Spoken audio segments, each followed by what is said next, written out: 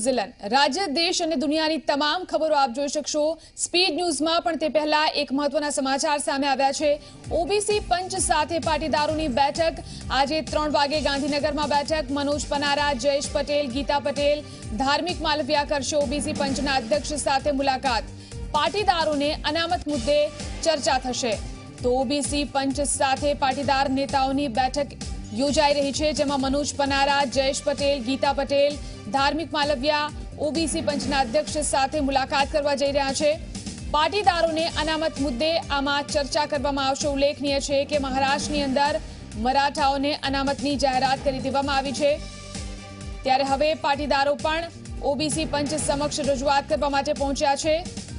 તો ગાંધીનગરની અંદર આ બેઠક મળી રહી છે, જેમાં પાટીદાર નેતાઓ મનોજ પનારા, જયેશ પટેલ, ગીતા પટેલ, ધાર્મિક માલવિયા ઓબીસી પંચના અધ્યક્ષ સાથે મુલાકાત માટે પહોંચ્યા છે, જેમાં પાટીદારોને અનામત મુદ્દે ચર્ચા કરવામાં આવશે।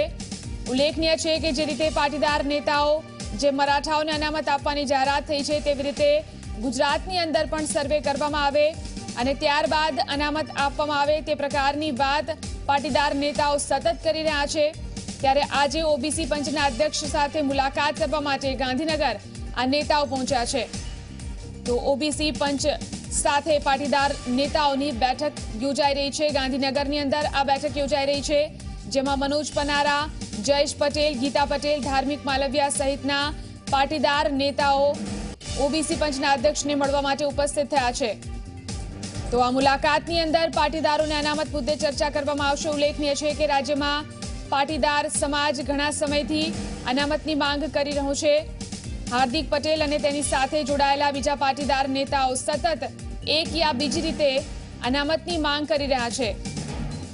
ત્યારે મહારાષ્ટ્રમાં હવે મરાઠાઓને અનામતની જાહેરાત કરી દેવામાં આવી છે, ત્યારે પાટીદારો પણ હવે અનામત માટે લડી લેવાના મૂડમાં છે અને ઓબીસી પંચ સાથે બેઠક કરવા માટે પહોંચ્યા છે। હાર્દિક પટેલે આ પહેલા પણ જણાવ્યું હતું કે ઓબીસી પંચ સમક્ષ પહેલા પણ તેઓ રજૂઆત કરી ચૂક્યા છે, ત્યારે ફરી એકવાર પાટીદાર નેતાઓ ઓબીસી પંચ સમક્ષ ઓબીસી પંચના અધ્યક્ષને મળવા માટે ગાંધીનગર પહોંચ્યા છે। આ વિશે વધુ જાણકારી માટે હિતલ પરીખ આપણી સાથે ફોન લાઈન પર જોડાયા છે। હિતલ, જે રીતે મરાઠાઓને અનામત મળી છે, ઓબીસી પંચ સમક્ષ રજૂઆત કરવા માટે પાટીદાર નેતાઓ પણ પહોંચ્યા છે। જી ચોક્કસ પાસના જે અગ્રણી નેતાઓ છે તેઓ પહોંચ્યા છે।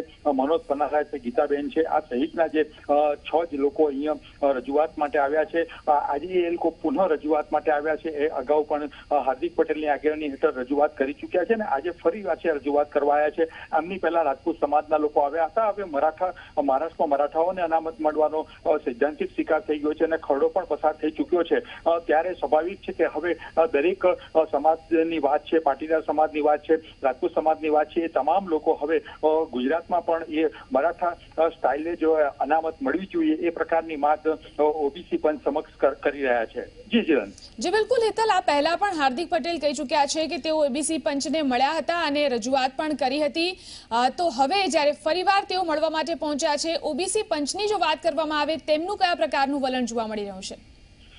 ચોક્કસ ઓબીસી પંચ સમક્ષ જે લોકો પણ રજૂઆત કરીને નીકળ્યા છે એ તમામનું એવું કહેવું છે કે ઓબીસી પંચના અધ્યક્ષ સુજ્ઞાબેન ભટ્ટ છે તે હકારાત્મક રીતે તેમની રજૂઆત સાંભળી રહ્યા છે અને ઘડતું કરવાની ક્યાંક ને ક્યાંક ખાતરી આપી રહ્યા હોવાનો દાવો પણ વિવિધ સમાજ દ્વારા કરવામાં આવી રહ્યો છે। એટલે એવું ચોક્કસ કહી શકાય કે અત્યારે હવે મરાઠાઓને જે રીતે અનામત મળી છે એ પ્રકારે એના કારણે ગુજરાતમાં પણ આ મુવમેન્ટ વધારે સક્રિય રીતે ચાલશે એવું ચોક્કસ માની શકાય। જીલન જી બિલકુલ હિતલ, આભાર સમગ્ર જાણકારી આપવા માટે। તો ઓબીસી પંચનું જે વલણ જે છે તે પણ હકારાત્મક રહ્યું છે તેવું જે નેતાઓ મળવા માટે જઈ રહ્યા છે તેમનું કહેવું છે।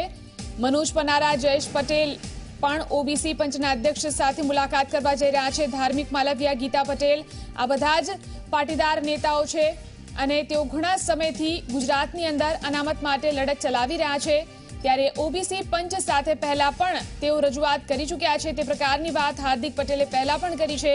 ત્યારે આજે ફરી એકવાર ગાંધીનગરમાં ઓબીસી પંચના અધ્યક્ષને મળવા માટે આ પાટીદાર નેતાઓ પહોંચ્યા છે। તો આજે જ્યારે મહારાષ્ટ્રની અંદર કેબિનેટમાં અનામતનું બિલ, મરાઠાઓને અનામત આપવાનું બિલ પાસ કરી દેવામાં આવ્યું છે અને અનામતની જાહેરાત કરી દેવામાં આવી છે, ત્યારે હવે વધુ મજબૂત રીતે અનામતની માંગ ગુજરાતની અંદર પણ ઉઠી રહી છે। પાટીદારોની સાથે સાથે બીજા સમુદાય પણ અનામતની માંગ સાથે ઓબીસી પંચ સમક્ષ રજૂઆત કરવા માટે પહોંચી રહ્યા છે।